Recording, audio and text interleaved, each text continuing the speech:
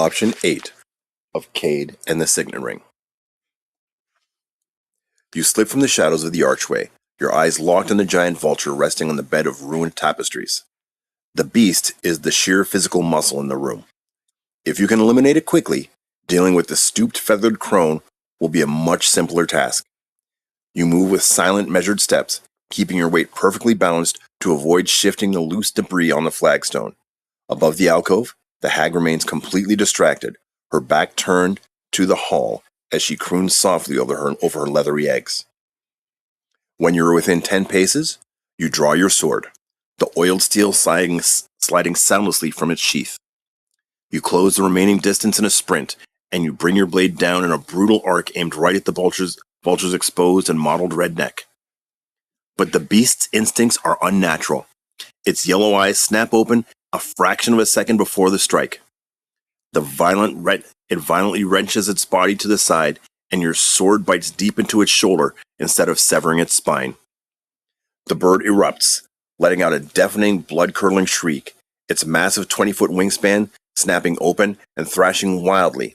The sheer force of the wings batter you backwards, but you keep your footing, ducking beneath a vicious, bone-crushing snap of its heavy beak.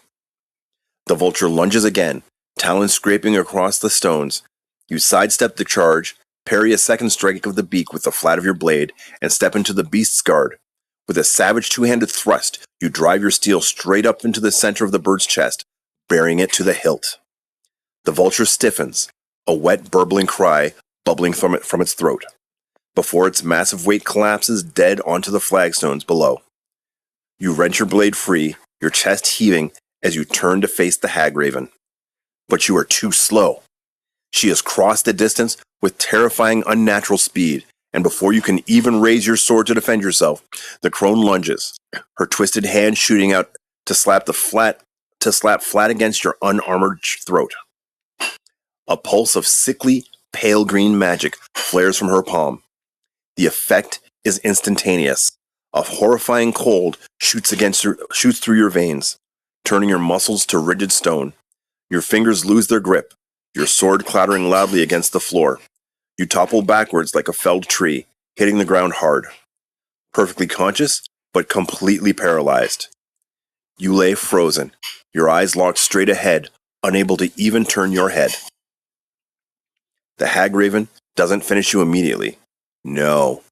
Instead, she throws herself over the massive bleeding corpse of the giant vulture. A wail tears from her throat. A raw, shattering sound of grief that echoes tragically through the vast chamber. She strokes the bird's blood-matted feathers with trembling hands, weeping bitterly over her fallen protector. For a long, agonizing minute, she just mourns. Then, the weeping stops. Slowly the crone rises from the carcass and looms over you. Tears stream down from her cloudy, ancient eyes, cutting tracks through the grime on her wrinkled face. But the sorrow in her gaze has vanished, replaced entirely by a cold, burning, murderous intent. She drops to her knees beside you. Without a word, she raises her black-nailed talons and plunges them violently into your stomach. You can't scream. You can't thrash. You can only feel the blinding, searing agony as she begins to viciously pull your entrails from your body. Her face twisted in a mask of silent hatred. As she tears into you, her bloodied hand crosses your fading field of vision, glinting in the pale, dusty light.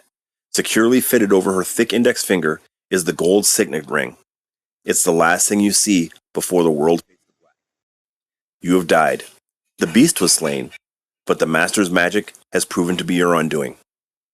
Please try again.